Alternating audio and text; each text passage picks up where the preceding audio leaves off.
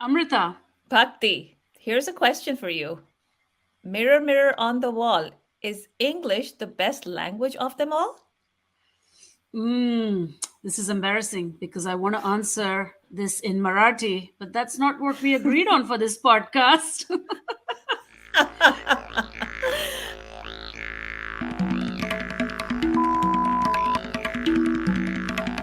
I know. And yet, who are we without our English? Is that a thing to say?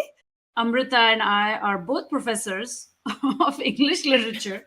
So we know the right thing to say is no, English is not the best language of them all. But I think today we want to think about ways in which our identity as Indians, as South Asians, is so determined by the English language.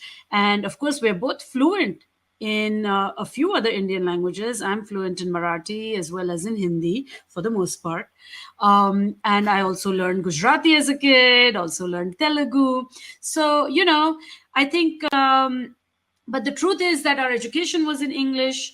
Our schooling was in English, and we live in the United States and teach in English, and we teach literature written or translated into English. So it's super complicated, and we've both been thinking about this topic for a long time, right, Amrita? Yes, absolutely. And you really nailed it that, it's kind of ironic. And of course, we are being mischievous here, but we both teach literatures in English, to be fair, from the Global South, post colonial literatures. And I know you teach literatures from Africa, I teach South Asian literatures. And yet, this is a really complex, difficult question about the dominance and the currency of English language.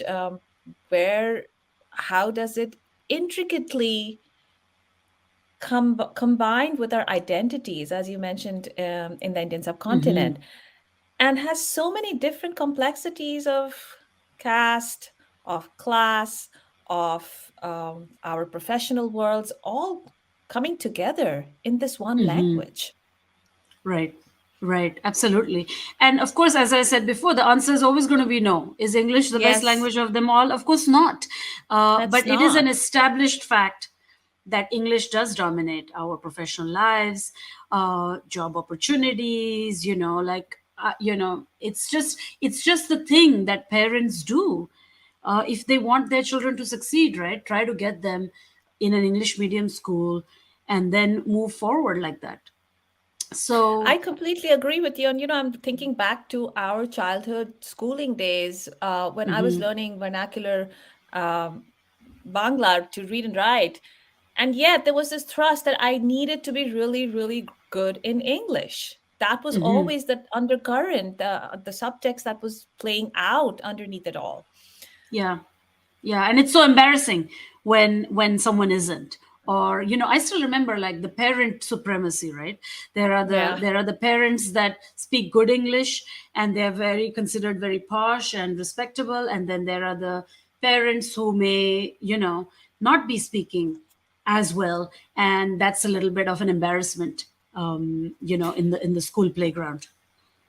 And not just parents, I'm thinking back, we have only started scratching the surface. There's accent politics here, right? Mm. How we speak, and their Bengalis are made fun of within India about how a Bengali speaks English. And there's so many different kinds of politics in how the English language actually again posits a certain kind of identity structure in the Yeah. subcontinent. Absolutely. And I don't know how much time you spend on TikTok, Amrita, but I actually waste a lot of time there. And there's there's all these accounts, and I think you see them on Instagram too. There's all these accounts where people are speaking English or Hindi in a Marathi accent, and then they do these little bits. Or there are the ones where it's a South Indian accent, how you go shopping in Malayalam, or how you go Hmm. do certain things in this or that. And of course, we're all laughing, and it's totally hilarious, and these are great performers. But my God, what have we got here? It's so it's Right. painful at the end of the day. It is, and as we both know, comedy does bring up a different kind of structure of hegemony. And comedies really, is it funny because it is underlying a lot of different kinds of prejudice and bias. And in fact, this Mhm. one is about how language plays out within the subcontinent, and it alienates so many people against each other, I would say, even. Right, right.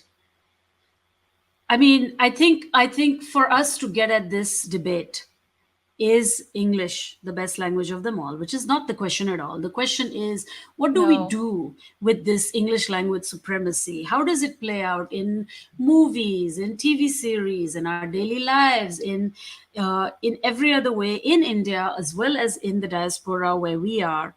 So I think, I didn't want to do this, Amrita, but I think I'm going to have to start by uttering the C word.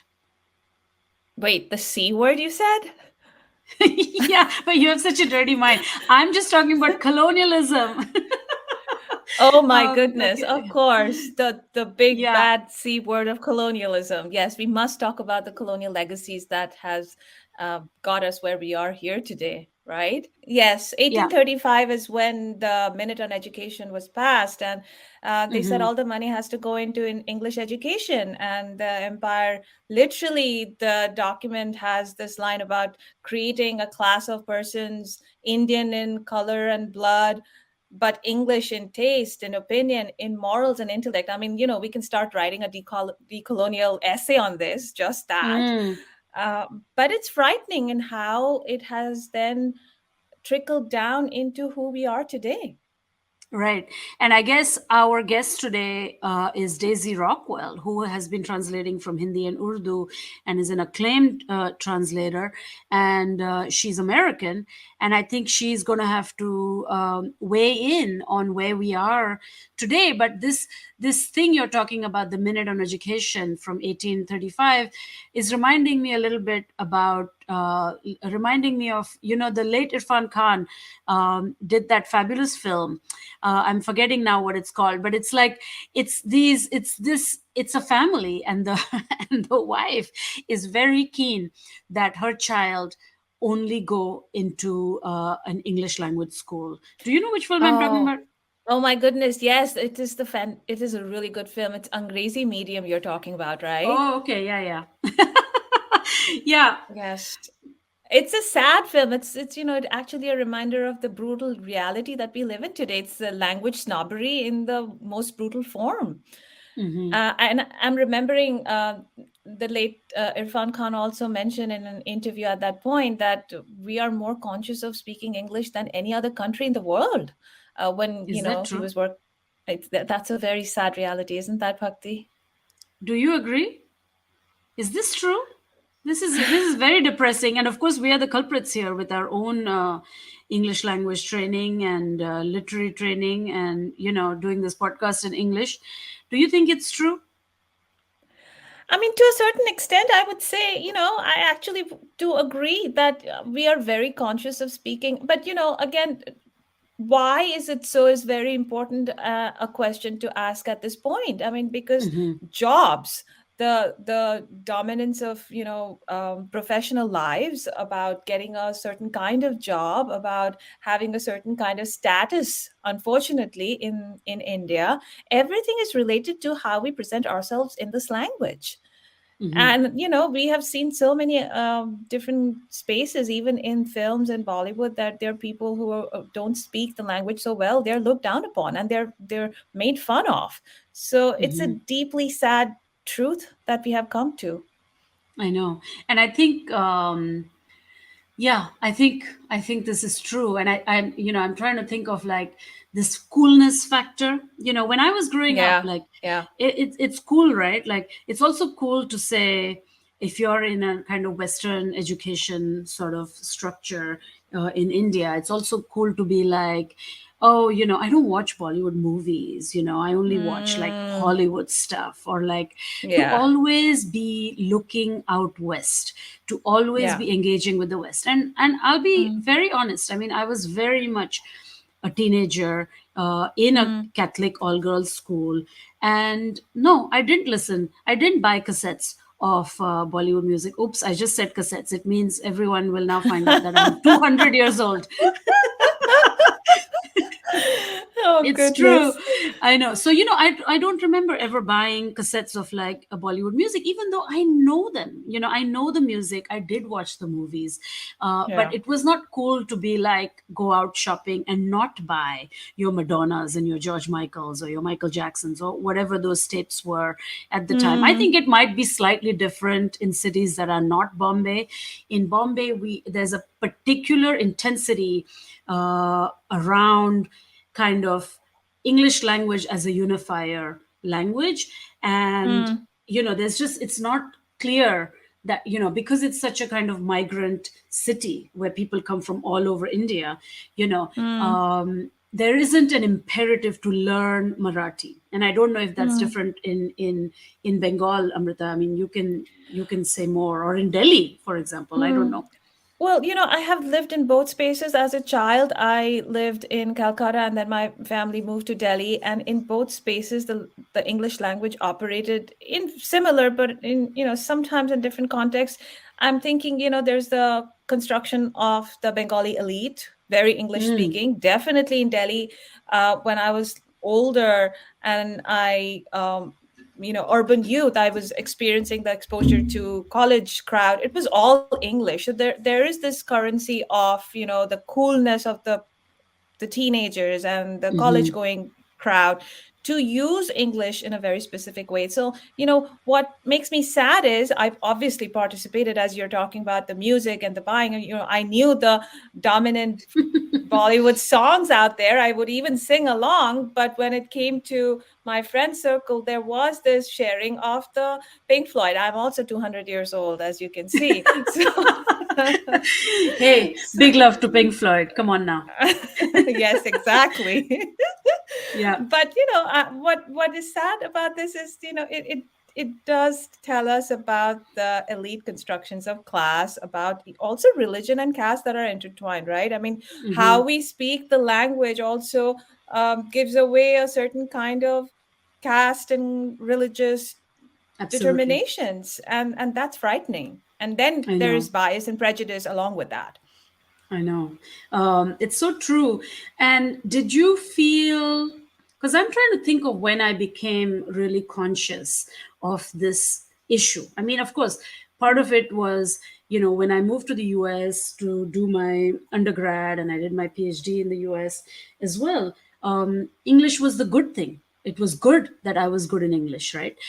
Because you Mm, also saw that the people who came to universities to study, say, engineering or something like that, they had a different relationship to English, mm, and mm, for me, it was super important that my English was mm, good, that my written, spoken, all that stuff. For mm, my profession, that ended up being this academic profession, editing, mm, writing, lecturing. But, I don't think I started to think how intense this stuff was until I started to dive deep actually into more African literatures and reading more about kind of the debates within African literature and culture. And one of the most important documents that is very pro mother tongues is by mm. the Kenyan writer Ngugi wa Thiong'o, who Of gave a set course. of lectures in the 70s and the 80s, which became a book called Decolonizing the Mind. Yes, And this absolutely. became an absolutely influential book. And I'm just going to say a little bit about it. I know you know, but just for our Mm, listeners, this mm, became a book that, Decolonizing the Mind was groundbreaking, because what it was saying is that we are colonized in our psyche mm, and in our brain and in our cultural realms, because we are not engaging with our mother tongues. And mm. in that time, Ngugi wa Thiong'o made a big switch, and he decided to start writing in his mother tongue, Gikuyu. And he said that, Right. the colonialism, English language colonialism, has led was like a cultural bomb. There was also the violence of colonialism, actual military violence, but there was also a cultural violence Right. that it Right. did. And I think India is an extremely interesting place to think about this. right? Mm, And I think, mm, of course, so is Pakistan. I think so is Nepal. I think so is Bangladesh. I think as a subcontinent, as South Asians, all these places are very interesting studies in in the inability really to decolonize our minds. I think when Daisy comes, we will know a little bit more about what's happening in the world of translation, and how yes. it's reviving local language literature. Mm, But I think this is when to get back to my sort of thing that I was saying, which is that this is when I became more conscious mm, of mm, the language debates, and I started to think about it in within the Indian context. mm, Where mm. when would you say was your opening around this opening of the mind, if You not know, decolonizing? sure. I mean, I agree with everything that you're saying, and Googie was extremely influential. But I'm looking back in my upbringing and my childhood into those time periods, and I think there's an awareness. I think for you too, Bhakti, and for all of us who are, in this kind of Hmm. English schooling, English medium of instruction, our parents are sending us to English medium schools for a specific reason because it is considered better. So I think it was not that I was as a child was completely conscious that this was happening, but I knew there was this lurking Hmm. around phenomenon that I had to be good in English. As I said, that, I even when later was reading and learning Hindi, it was not considered cool or good enough, right? And Hmm. then, and you mentioned college, and when I was doing my, studies in English literature, um, at that point, it was considered good. But I also think there are certain other politics here where English studies in India at the time were predominantly gendered. Women were the main students. So there's an interesting dynamics there also, that who studies English Hmm. in India. But then I moved to the States, and I remember for the first time that actually I was completely astonished that I was offered courses in post-colonial literatures. And Hmm. that was when I also discovered Googie. And it was not that, these, but not the big discourses that I was Yeah. learning in Yeah. India. Suddenly, partition literature, which I later on took up as my graduate studies and eventually my doctoral studies, it was a thing here that was fascinating and vast. And at that Hmm. time, it was not a possibility, or at least I didn't know of, that I could be doing my doctoral studies in partition literature. Right. So those are kinds of things that, unfortunately, my move away from the Indian subcontinent dawned on me in very Hmm. specific ways. But I would still say that the consciousness was still there, that this is a language that would give me more success than the others. I think that's kind of inbuilt within our psyche, as you say, right? I know, Right? absolutely. And this means we have to mention the other C, which is capitalism, right? The Absolutely. forces of Yes. capitalism, and then and then there's the third C, which is Christianity, and of course going to Catholic school, and also a Jesuit institution in Bombay for my college. All these kinds of things. They really intensify this experience, right? So Right. Right. and I have to say, like, when in the late 90s, I was I was in college in Bombay, and I started working by some weird twist of fate for Channel V. So at the Wow. time, yeah, at the time, Star TV and all these things had just come to India, and I was to do the scripts for the VJs at the time, and the VJs were Ruby Bhatia, Luke Kenny, Mm, all these people, and it was a very cool job, super fun.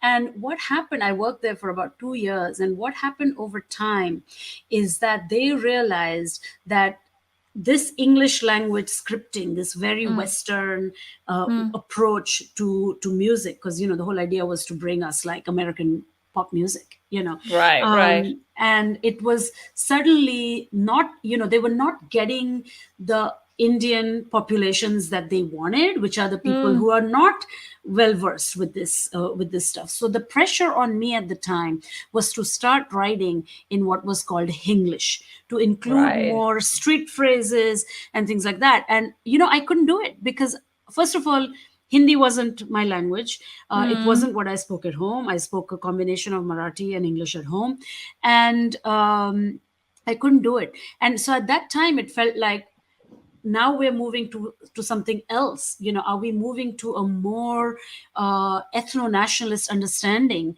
Mm. of the Indian culture? But I think that never really panned out. I think um, I think those debates still remain the same. I think there's lots more Bollywood now, but then Bollywood also does some weird stuff with languages, right? They also speak some Absolutely. strange version of Hindi and English, especially the Yes. interviews with stars and stuff. I Right. don't know. It's like half the words are in English and half are in Hindi. I don't know. Well, I am not completely for language purity. I mean, I think I like the Sure. fact that, language evolves and it becomes a little more creolized, different kinds of Hmm. influences from the past, from the present times. But, what shocked me is when you're saying that this was your task in Channel V to make it little more Indianized, if you will, and Hindiized. Hindiized, exactly. And, I've always struggled with the notion of Hinglish. I'm right now speaking from a space where there's this strange phenomenon called Swanglish, which is Oh. English infused Swedish, and Hmm. cool kids, cool quote unquote kids, are speaking in that kind of fashion with certain Hmm. words in the entire sentence that would only be English, and the rest of it is in Swedish. So it's a kind of a added phenomenon that tells us where the trends of the language are. It Hmm. has to be what makes me sad is it has to be a derivative of the larger dominance or the snobbery of English. We are I not know. done without it, right? I know. Well, there's We're also franglais, which is the French and English. There's Spanglish. I mean, it it's goes truly, on. Yeah, it's quite endless. right. But so, I wanted to ask you if you think then you mentioned decolonize the mind, which is, it's the hardest thing. I don't think we can ever be decolonized in that way, even Yeah. in our lifestyles, in our languages. But I mean, are we constantly then having a derivative approach to language in India or in the Indian subcontinent? Is it always English and then the hierarchy? Hmm. Yeah. I think we're gonna. I don't know the answer to that, and of course, I can only speak for India, Hmm. but it certainly feels that way. But I Yeah, think that's why when Daisy comes, right. we maybe she can shed light on this. I mean, Daisy is American, and she has a perspective on India that might be somewhat, perhaps it's a little bit distanced from our sense of kind of having grown up there, and with all the kind of daily nuances of multiple languages. We are Right. constantly in and out of multiple languages. So I wonder what perspective she can add to this. We have with us Daisy Rockwell, who has just joined, who's a writer, translator, painter, and she translates Hindi and Urdu literatures into English. Many also perhaps don't know Daisy paints under the alias Lapata. She also she also has a doctorate in South Asian literature, but I also want to know specifically why she calls herself Lapata. Hi, Daisy. Hi. Yes, lapata. That's my takalus. That's the Urdu word for like a nom de plume. Nice. And I chose it. I think you'll both appreciate this story. I was working at UC Berkeley. I ran the Center for South Asia Studies, and I decided I just had enough with academia and academic life, and I quit my job, and I had no plans and no idea what I was going to do, and everyone was very shocked. And I just laughed and I said I wasn't going to do anything related to what I had been trained to do Hmm. at all. And I started doing some printmaking and Wow. like grant writing. Anyway, this went on for, a year or so. And then a friend of mine, Manan Ahmed, asked me to write for his blog, Chapati Mystery. Yeah. And I said, well, I don't Right. want to do it under my name, like, because I was just in this very underground mode. I don't want to do it under my name. I don't want anyone to know who I am. He said, well, they don't have to. He said, you can have an alias. So, so I chose Lapata because whenever I talk to someone from my academic life, they'd say, what happened to you? You've disappeared. And so Lapata is that's me disappearing from my life, like absconding, as they say in Indian newspapers. Yeah, wow. So first of all, I want to start with a big congratulations. Our audience, I think, knows this is the International Booker Prize went to Daisy Rockwell and Gitanjali Sri for the incredible, complex and rich novel, The Tomb of Sand. And we are so excited to talk to you today about this conversation we are having on the English language. Right. Yeah. Let me just jump in quickly. So The Tomb of Sand, originally titled Ret Samadhi, is by Gitanjali Sri, who's been writing a lot of stuff in Hindi. And, her works have been getting translated in India.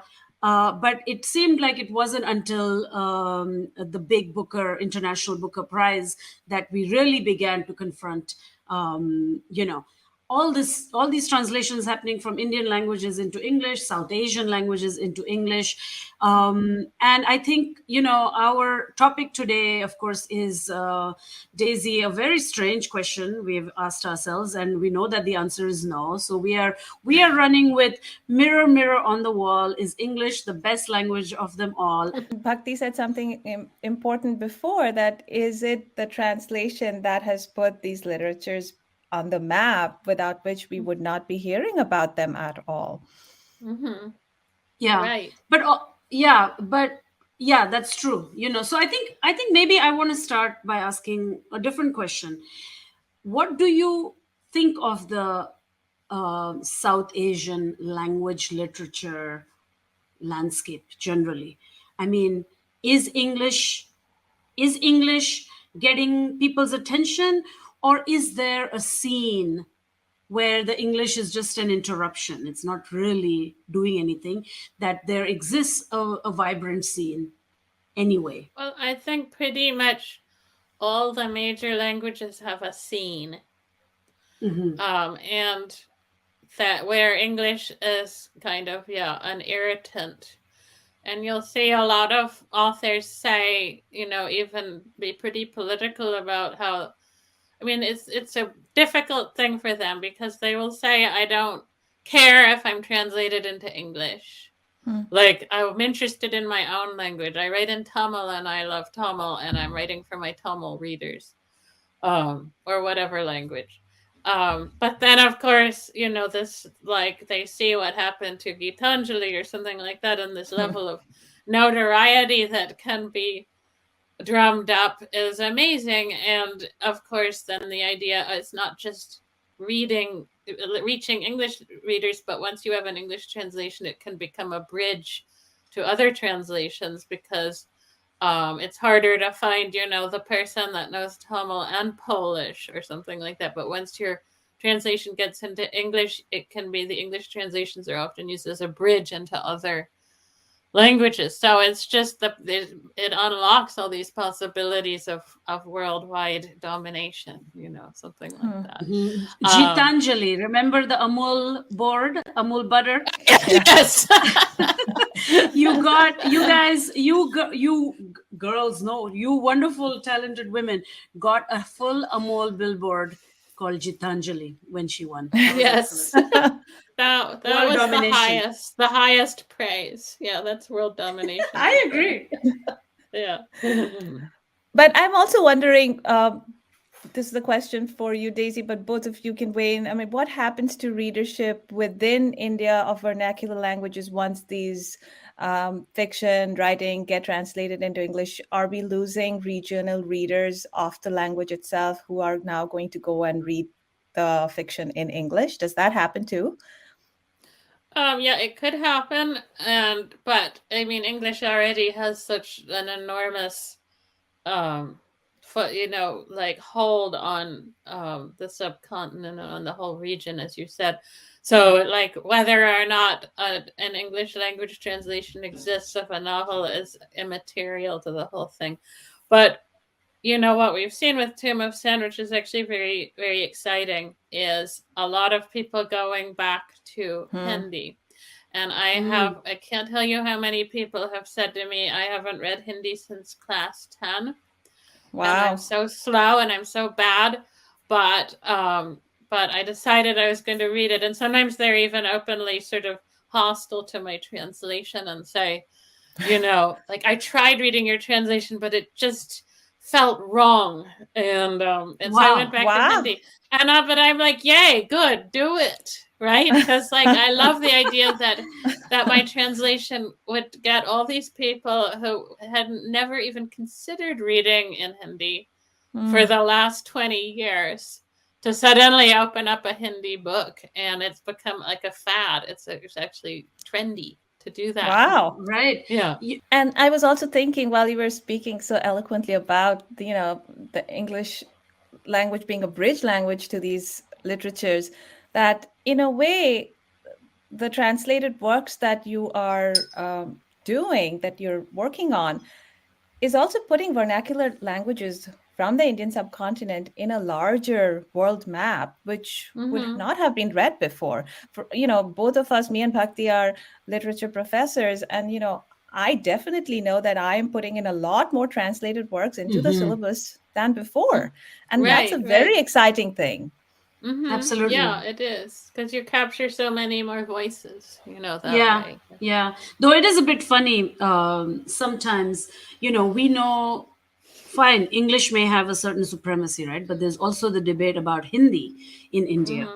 An age-old debate about whether Hindi should be our national language. The South Indians are like totally against it. The Bengalis have their own supremacy going. The Maharashtrians are doing their own thing.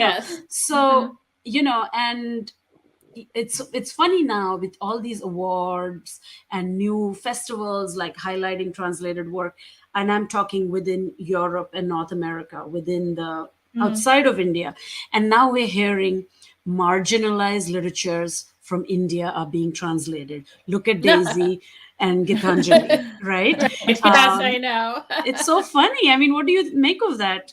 No, it's very silly. I mean, I was a judge for this Armory Square Ventures Prize, and so we were evaluating all the applications, and one of the rubrics was, how underrepresented is this language? And so I was going through it, and I wrote to everyone, I said, why do we even have this rubric? Because in American publishing, every single one of these languages is underrepresented. It doesn't matter if it's Assamese or like Dogri, or if it's Hindi or Tamil, it's all of it. It's just not even there. So like everything is context, so in India, Hindi is not underrepresented. And like for historical reasons, Bengali literature is the most translated, but even though it's not necessarily the biggest language in India, so everything is context. And so like outside of India, we're the poor little engine who could, but in the subcontinent where Hindi were dominant, and and we have to make sure, Gitanjali and I both are always go out of our way to make sure that we say that we don't think Hindi should be, the monocrop of India either, Right. So Right. Absolutely. So what happens to the other side? Are you also looking at this translation publishing market where books from English, mainstream, quote unquote, are getting translated into vernacular languages also? Do you do them? I've seen this. I don't. I've seen this in Kerala, by the way. It is a beautiful thing to behold. Like every book that's like, that we know in English is in Malayalam. It's just an awesome. That's astounding. Yes. Yeah. Well, Kerala is different, obviously. But, I think one of the problems is that generally speaking in India, regardless of what language pairing you're talking about, there is not a deliberateness about how things are chosen to be translated. So it's very rare for a publisher to say, "Oh, look at this hot new book in whatever language. We need a translation into our language. Stat," Right. and this is how it's Mm. done in the rest of the world in a lot of places in Europe and the US. So like there's a hot new French novel and like some publisher in New York nabs the rights and then they hire a translator. Mm. Totally does not happen in South Asia at all. So it's more like everything is basically pitched by the translators. Wow. And so that means translation is almost entirely dependent on the sort of whimsical tastes of a handful of translators who, and there's no professionalization of the field of translation either. So, so it's just kind of like very individualistic at the moment. Wow, I did not realize that actually. That is such an important point, Daisy, because I translated a novel from French into English some years ago. And the reason we did it, I co-translated it. Reason we did it is because the publisher approached us, actually. Right, exactly. Yeah. And I didn't realize that it was the reverse, And do you think this will improve though? I mean, this is where like an award like yours comes in, right? Which is a significant cash prize or whatever and prestige. Do you think that alters? Will there be more seeking? There will be more seeking, but how will they figure it out? It's actually the way that the literary climates are like in India. It's very hard to figure out what the hot new thing is because it's like very kind of word of mouth, Facebook posts, like it's not, there's not the same kind of PR culture. And for buying books, if you go into a Hindi bookstore, I was so shocked when I figured this out. This was a long time ago, but you go into a Hindi bookstore, a lot of times they are set up alphabetically by title, the entire store. Okay, so you have to know what you want, right? Because it's not even grouped by author last name, for example. So you can't browse, you can't say I want to, and it ends up being sort of like that type of scenario, that type of Indian shopping experience, like where you go and you sit in a chair and you say, I want one of these, I want one of these, I want one of these, and they bring you chai and stuff like that, But that's nice, Daisy. It's nice, isn't it? Then the expert, which is the bookseller. Yeah, but they're not literary people. Okay. They didn't read the books. They just sell books. I'm thinking of the saris. Right, yeah, the saris that's a good experience. The saris, and actually, I went to an Urdu bookshop in Urdu Bazaar in New Delhi this winter, and that was different because even though you had to ask the guy what where to find something or did he have this kind of book, he definitely was reading the books. Like he had that deep expertise. So, but you don't find that very often. But you said something very hard. You said something so fascinating that the PR culture and social media, all that comes into play in a very different light. But with something so specific like the Tomb of Sand that has garnered so much of interest and attention worldwide, am I wrong that it's also getting translated into other languages? Are you seeing that happen? It is, yeah, it is happening. In fact, last night I was contacted by the Sinhala translator. So wow. It is happening. Yes. And I think he's using English as a bridge also. So, yeah. Daisy, are you able to say a little bit about Urdu and Hindi, the difference between the scenes, and like, do you know a bit about Pakistani translation scene or Pakistani literature? Or just I don't know. You don't have to if you don't, but I just wonder. Well, I think I was just in Lahore this winter, which was very exciting, and for the Lahore Lit Fest, and I was just really struck by the love of Urdu that I don't feel that love of Hindi in India. Like a lot of times if people find out I know Hindi or something like that, they say, well, why did you study Hindi? Like it's a kind of almost dismissive. Why would anybody do that? Whereas with Urdu, if I answer somebody in Urdu, then they just answer me back. They don't say, what the hell? Why are you Right. speaking this language? Wow. Like that's so Wow. often a response in India when I speak Hindi, is sort of just this kind of surprise. And with Wow. Urdu, that everyone agrees that it's a lovely thing to speak Urdu, and they're encouraging, and it's definitely, I mean, even though people there complain too that Urdu is losing out to English, there's definitely a very strong kind of foundation there that's interesting. But the big problem right now, of course, is that there's an embargo on any Indian books being imported into Pakistan at all.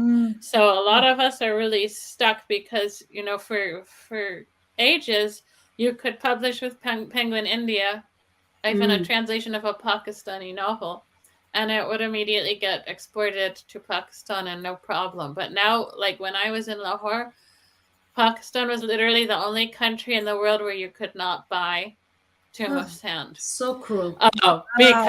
Because Penguin India had South Asia rights, and they couldn't export it.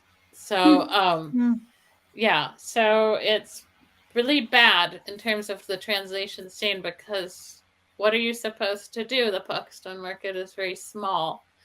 So if you sell your translation to Pakistan, then it's going to sell a few hundred copies. So it's a very bad situation for literature in general. But do you also think that the cultural dominance, and you spoke about Urdu slightly, also in a tussle with English in Pakistan, but in a country like India, is it that the cultural dominance of English is there, plus the regional politics of Hindi, of Bengali, of other South Indian languages? Does that make it more difficult? And is this, kind of happening in Pakistan where it's lesser? The cultural. Well, but in Pakistan, there's also all regional politics. There's Sure, Punjabi sure. and Sindhi and Baluchi and Yes. Pashto and everything. So there are politics for sure. And the one thing that's different though is that they have been kind of successful in making Urdu national language, because they don't have the pushback from the South Indian languages that are so linguistically different from North Indian languages. So there's less pushback, but of course there was so much pushback in East Pakistan that they had a civil war. So there's that too. The whole country, yes. The whole country breaks away on the basis of language politics. And I was in Dhaka also this year. I've been a lot of places. And I was struck how everyone kept speaking about the fact that it was one of the only countries that was created for a language, like that it was linguistic nationalism was the basis of their national identity, and that's very interesting. No, I'm finding this, realm of vernacular literatures, regional literatures, and the battle of cultural control of English, the linguistic control of English that we have. So where are we headed in terms of South Asian literature overall in India, Bangladesh, Pakistan? Do you have a feel for that, Daisy? I mean, you have been translating partition literature. I've read your translations before. So is it changing? Is the arena of South Asian literatures, is it changing? Well, I think it's always changing. I mean, there's just so many languages. That's what makes the subcontinent just a fascinating place linguistically. That because of all these politics and this jockeying, and there's always changes. And something I've found very interesting in the last few years and also exciting is, for example, a resurgence of interest in learning the Urdu script in India. Wow. And so there's a lot, it's not like there's millions of people doing it. There might But only be that's a great hundreds of thing. people. There may only be Yes. hundreds, but there are still, you meet a lot of young people who are interested in learning the script. And there's this Rekta, the Yes. website, an organization is a brilliant website. And, I use their dictionary every single day. It is just amazing because you can enter in Urdu or Hindi or English, you can enter a word and then it'll spit back the definition and show it in each script, and it'll give you the etymology and like Arabic root words and even an example of the word in a sher, in a couplet. And so and then every year they have this huge festival called Jashn-e Rekta. Rekta, yes. That's like very popular, big, fancy thing. So there's a resurgence of interest in Urdu. That's kind of a pushback against current politics. And with Tomb of Sand, of course, we're seeing all these people suddenly start reading in Hindi. And what I hope to see is that with the interest in translation, I hope that more people who can start writing interesting stuff in non-English languages. I feel like for a long time everyone felt that they shouldn't do that. If they knew English, they should write in English. But Gitanjali has inspired a lot of people because she's often asked, why didn't you write this in English? Your English is so good. You could have translated it yourself, blah, blah. And she gets really super enraged by this. And she says, why should I defend my right to write in my mother tongue? I think that's a very powerful statement, and I hope that more people take it to heart. India has now overtaken China as the world's most populous country. The UN and all are happy to remind us. And that makes 1 out of every 3 persons on our planet Indian. But I guess the question is like, what language are they speaking? True. Yeah. Not just one, I don't think. Yeah. Also, I was thinking, is it true that after United States, India has the highest number of English speakers in the world? I read that somewhere and I was completely shocked that is the kind of statistics out there. And, also with what Daisy were saying, this confusion of languages between non-purity English and another language, especially Hindi, now producing this Hinglish, and we see that in so many films in Bollywood, right? But is it not true that kind of fusion of languages and Hinglish is kind of looked down upon, or is that a cool thing to have? Who looks down on it? I mean, everybody does it. I think like maybe literary people, maybe of some kind, or older people, but I mean, younger people, everybody talks like that. So there's the purity is not a goal, I think. Yeah, definitely and it's easy. not. And film is a great way to reflect it, or songs or something like that. But it's writing that's complicated. Writing makes it a much more difficult thing to deal with. Yeah, I think the topic of purity really is applicable, not so much in daily usage, but it's really about literariness, right? Good literature, what should it be? And this debate is old.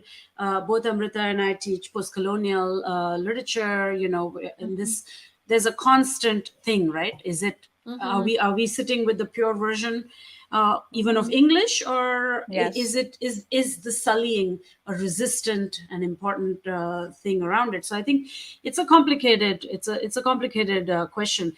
But thank you so much. This is so illuminating and wonderful. Thank you so much, Thank you for Daisy. having me. Yeah, this was fun. Yeah. This was great fun.